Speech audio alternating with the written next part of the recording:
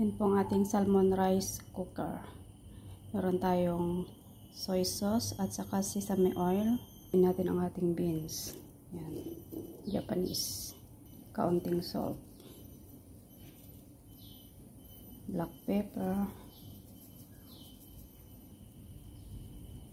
So, ayan. Iluto po natin sa ating rice cooker.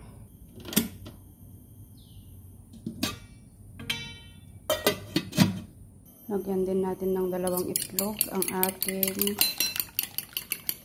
kanin. Ating salt.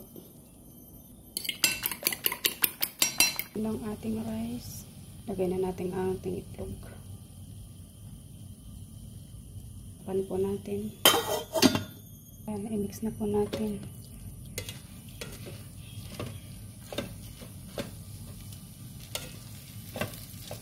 Ganyan na po siya.